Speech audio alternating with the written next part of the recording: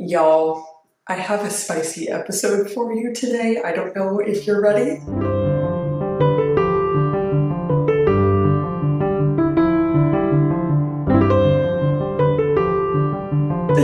Hopefully this will encourage a lot of conversation in the comments. Hopefully, I trust a productive conversation. Everyone is generally lovely in my comment section, so thank you all for those of you who comment. Even if I don't respond, I see you, I appreciate you. Today, as you've seen from the title, I'm going to be sharing with you things I love and things I hate about the dance world. Hate is a strong word that I don't usually like to use, but I mean, y'all, there are some things I've seen in my years where I'm like, gosh, dancing is such a beautiful, blessing of a thing. It is a wonderful thing in the world, and why do us humans have to just like distort it so much and mess it up and make it ugly and destructive for the human soul? Like, can we stop? So I'm going to share some of those spicy opinions. Like I said, balance it out with some of the things I really love, and hopefully it calls out some things that we can focus on to incorporate more joy into our own dance journeys. And it also maybe the things I love will inspire you to focus on some of these things and establish a healthier relationship with dance.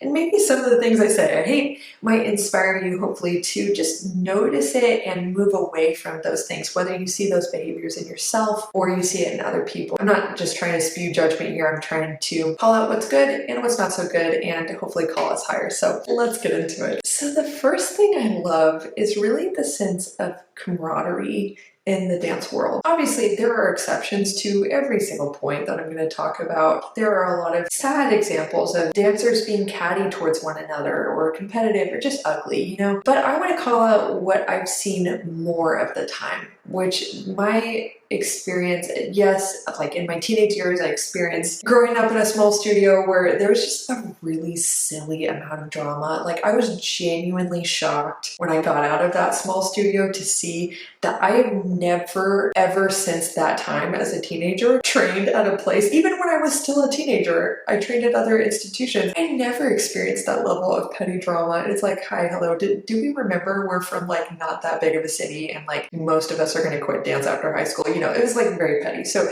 anyway, what I have seen after my experience at that studio, not that it was all bad, I have lots of positive memories, but what I've seen is that there's generally a sense of family amongst a lot of dancers, whether they are pre-professional, recreational, or professional dancers. You're always going to be able to find environments where it's catty, or I think we've all unfortunately had experiences where dancers are insecure and not very nice towards each other or competitive, or just maybe they make the environment feel full of judgment, not very safe and comfortable. What I've experienced more often than not is a sense of like, we're in this together and we all have this common love and we can connect on something that we all love very much, which is to dance. I truly loved being in the corps de ballet in a lot of performances throughout my student and professional years. There's something fun about a solo, but I remember reading this quote from Julie Kent in Point Magazine, I think, where she talked about the feeling that it can be lonely on stage to be by yourself. And I've kind of experienced that a little bit before, even though it's also a euphoric experience to take up the whole space and to have all that attention on you. It is also just a really, really, really special experience to share the stage with so many other dancers and to have that team effort. I will never forget performing George Balanchine's Serenade. I got to perform that twice, once in college, once in the professional company I joined. And it was my first performance in college and then my first professional performance in a company. So that ballet just holds an extremely special place in my heart. And I'll never forget just the feeling of like the collective energy that we all were sharing, and we were feeding off of each other, and then we were sharing it with the audience, and the music was giving energy to us, and it just felt like this beautiful give and take, this beautiful life cycle of like beauty and inspiration that we're then receiving and giving. So I love the community aspect of dance and the camaraderie and just the love that we get to share. I also really love that dance can teach you self-mastery and discipline. discipline. Obviously, we can take this to an extreme. There can always be too much of a good thing, right? Like too much discipline, too much of a focus on mastering yourself instead of letting yourself be sometimes. That's definitely been a part of my growth journey as a person, which is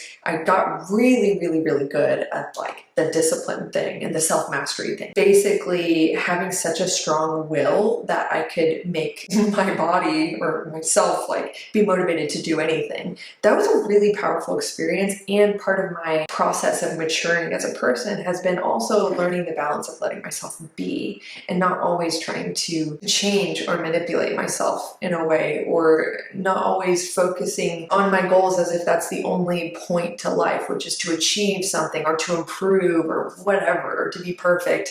There's a balance with it, but I do think I've been so lucky, and as dancers we can be so lucky to get to have these empowering experiences of watching ourselves dedicate ourselves to something and seeing over time our growth and being able to be proud of how whatever growth we've accomplished, that took commitment, and that took maybe overcoming the urge to not show up, to not try. There is such a beauty to overcoming that nature in ourselves, to just follow the path of least resistance all the time. And I think dance is really good at saying, all right, the path of least resistance, that's available to you, but also look at the joys you can experience if you just push. You know, if you just say, what if I can? If you just try something. I love that. Again, can be taken to an unhealthy extreme, but at its best, I think that's a beautiful thing. Another thing I genuinely love about dance is the act of dancing, and especially in performances. A lot of times performances are this beautiful opportunity for feelings to be shared, like powerful emotions to be shared with whoever's watching. And I love that even as the performer, you can't give anything that isn't in you, right? So if you want to give people joy who are watching you, the most powerful way to give them joy and then to have their joy feed back to you and then to have a really profound performance experience is to start by tapping into your own joy. Oh my gosh. I love working on that with dancers who I coach in the Confident Dancer coaching program. When we're really transforming their mentality towards dance, and I'm equipping them with mental tools to be able to show up really confidently, fully grounded in what they have to offer, and helping them work through things like self-doubt or a lack of self-trust or performance anxiety, whatever's holding them back. When I'm helping them work through that, a lot of times when we are, especially for clients that work with me because they want to overcome extreme nervousness or performance anxiety, a big thing that we end up talking about is what is really important about what you are doing on the stage and what you're giving. It is truly not about you being perfect. It is truly not about the technique, even though the technique provides, it's kind of like an artist. When you have more paints on your palette and you're able to more artfully and masterfully mix the paints, and you know more techniques to be at your disposal, you are going to be able to create more interesting art just because you have more options available to you. Technique is similar in my opinion. It's a tool, but I really don't believe it is the end goal. It's just what facilitates the end goal, which is, I think, the point of dance, which is to share a feeling, to communicate a story. And I absolutely love the power of dance to not only share feelings and stories, but also to uplift people, uplift communities, to connect communities, to communicate also ideas. Like there are a lot of performances throughout history, especially ballets, because ballet is the world I come from, so I'm most aware of that. But there are examples, even the Rite of Spring, when it debuted, I think it debuted in Paris, it caused riots because it was like radical. It was totally radical, from the chaos of the score to the story to the costumes. Like dance has this power to shift culture and to make history and even to communicate history. What I particularly love about ballet, though this is true for many different forms of dance, there's a history attached to every style of dance, and also there's brokenness in that. So we can critique all day the origins of ballet or different art forms, and sometimes there are worthwhile critiques. However, I think there's also something really cool about kind of carrying the history of an art form into the present to celebrate human evolution and where we've come from. Now again, we can pull apart all day how it still needs to evolve and how there are things that should be left in the past. Sure, it depends on what we're talking about here, so I'm keeping the ideas vague, but don't come after me. I do think that there are some historical aspects of the art form that I love celebrating and being a part of. I also love that dance is an art form that is predicated on the love for music. I don't believe dance would exist without music, and I love that we as dancers, we can just focus so much on dance and like what I do is I dance, and dancing is the most important thing, but we kind of forget where we come from and how our art is truly nothing without another art form, which is music. And what is that relationship with music? When choreography is created, it's usually created out of an inspiration. Yes, sometimes from an idea or a concept, but a lot of times from the music. Personally, as someone who just loves music, I'm also just a very musical auditory person. I learn auditorially, like that's my primary way of learning and processing information. And I've always been that way. I've played piano since I was 5. So this is also maybe a me thing. I also don't think it's just a me thing. A lot of us love how the music makes us feel. And so it's amazing to me that on a philosophical level, dance is, I think, the overflow of an appreciation for music. So it's coming out of an abundance of feeling, an abundance of appreciation. It's almost like we're putting a visual to the sound. And I just love that these two art forms have a relationship and one is made better by the other. Now, it's time for the section where I talk about things I hate about dance. Again, that word is so strong, but actually I feel that it's true. I do really hate these things, so tell me if you connect with them. Let me know what you think. Let's start with hate number 1. Okay, so I hate the egotism. I hate it so much. Let me tell you a positive example really quickly before I get into more of why I hate it. I got to go to Tokai, Hungary last summer, and Tokai, Hungary is just like a tiny little village in the wine country, or town, I should say, in the wine country of Hungary. And the reason I was there is I was with this organization called Crescendo International. They're a Christian ministry. It started for professional musicians, and now there's a branch for Christian professional ballet dancers. And it's a community of dancers from all over the world, mostly in Europe. If you ever want to be connected with them, just DM me on Instagram and I'd be happy to connect you. Because as a Christian myself, oh my gosh, this community has really just been so life-changing to be a part of, to connect with people who not only love dance, but, you know, people of faith, and that's a really important part of their life. So the reason why I'm bringing this up, regardless of what faith perspective you come from, something that was so incredibly profound about the retreat I went to there was that we were interacting with the musicians. We had an improvisation class where we danced and there was improv music and we were dancing with it, and it was truly a life-changing experience for me. So many of us know how egotistical the spaces we dwell in can be. Like, we just see everyone as like about what they're trying to do, and they're trying to be the best they can be, and they're kind of trying to be better than you, and they're trying to get validation from the teacher, and the teacher has all their own junk that they're bringing into whatever they do. And it just, we can all be in me city, as I like to call it, which is like the ego. We can just be like trying to boost ourselves up or protect ourselves, and we're so about self. That can be not only distressing, but isolating. Like, you can feel competitive or even alone in a room full of people when the room is so full of ego, not just with leadership, but with the dancers too. And by the way, a lot of times we think of what it means to be egotistical as someone who is very arrogant and they have a very grandiose sense of self, like they think very highly of themselves. But in case you haven't heard, let me tell you that ego also shows up a lot in insecurities. When you're really insecure and you're self-deprecating all the time, who are you thinking about?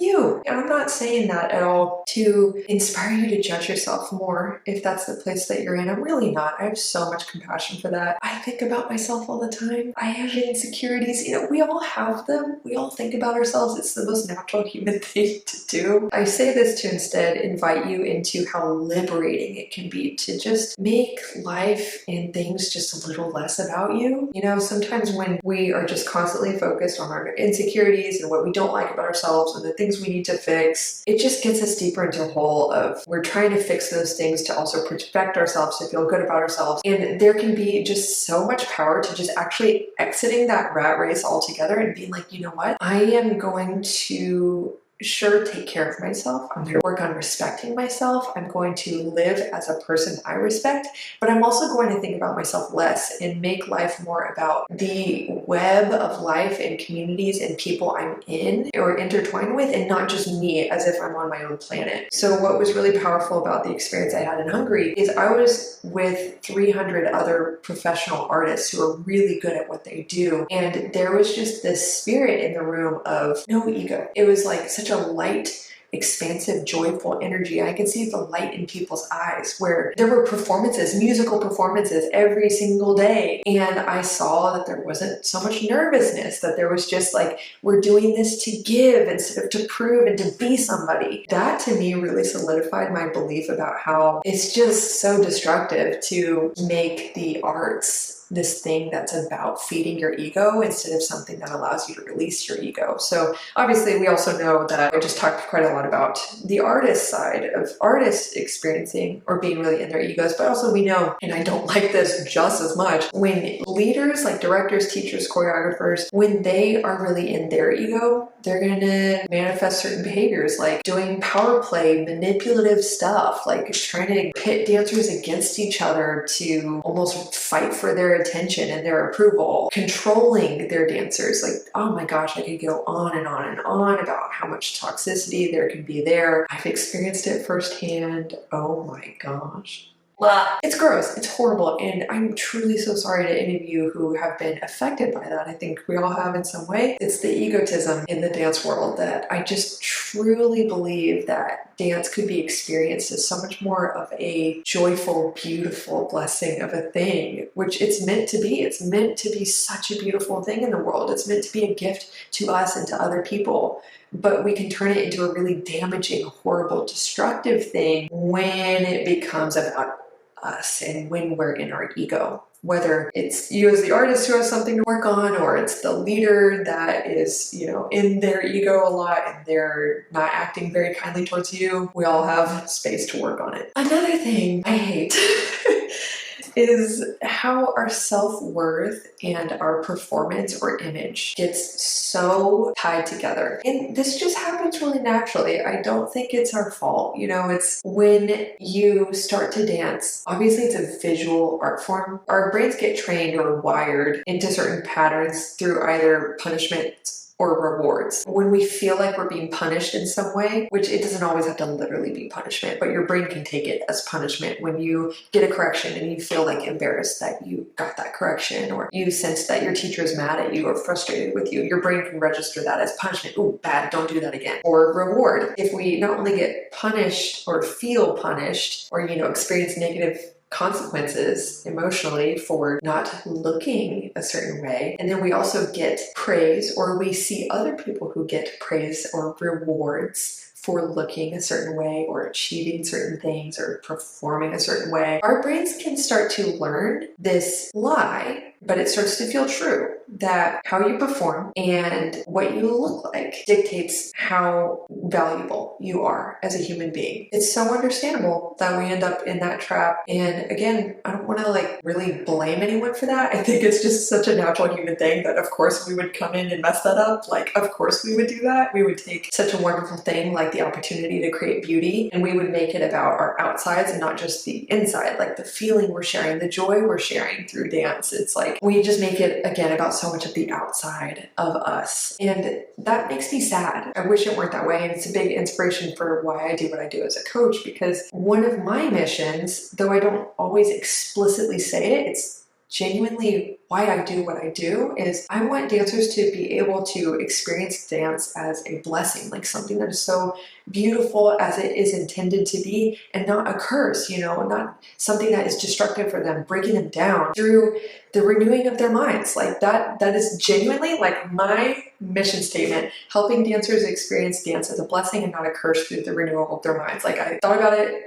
That is just, it came to me, and that's why I do what I do. And I really think renewing our minds and our emotions and our hearts to be able to operate in dance for its intended purpose and to have it be something that is life-giving and not destructive, I think that's just such a worthwhile pursuit. The last thing I'll mention, you guys, is that I just hate when we miss the point of dance and we make it about the technique. And we make it so much about pleasing certain people and honestly achieving really arbitrary benchmarkers for quote unquote success. Like, y'all, I will out myself. And I don't blame myself for this one bit, but I learned from a young age what it meant to dance professionally. And to me, that seemed like the most glamorous, amazing thing anyone could ever do with their life. And so I was like, that's it. That's my life.